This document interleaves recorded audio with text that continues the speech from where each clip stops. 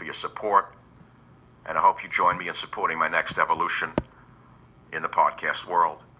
I'm reminded of the poem If by Rudyard Kipling, which I quoted very extensively in the early years of the show. I'm going to read you one stanza because I had recommended at that time that you copy this poem down and you play it for your daughter or your son, because they're going to face the same thing that we're facing today. If you can keep your head when all about you are losing theirs and blaming it on you, if you can trust yourself when all men doubt you, but make allowance for their doubting too.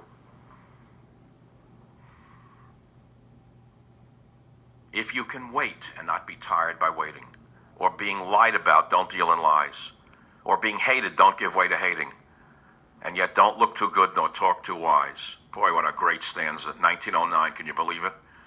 If you ever read what happened to Rudyard Kipling, your hair will stand up what they did to him because he was a nationalist.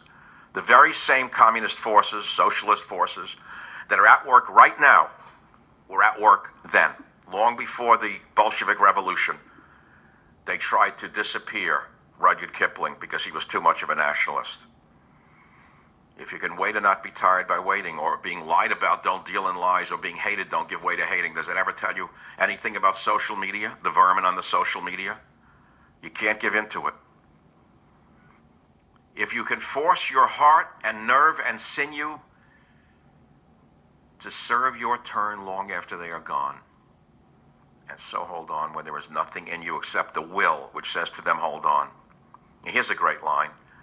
If you can talk with crowds and keep your virtue, or walk with kings and not lose the common touch, to me that would be fly with the president nor lose the common touch. Treat them all the same, whether they're a peasant or a president. They're all human beings, and so are we. If you can do all of this, my friend, yours is the earth and everything that's in it. And which is more, you'll be a man, my son. Read it to your children. One of the great poems of all time. This is the Savage Nation. We want to hear from you because, as I mentioned to you over the last few weeks, on this final broadcast, which is going to be part of radio history because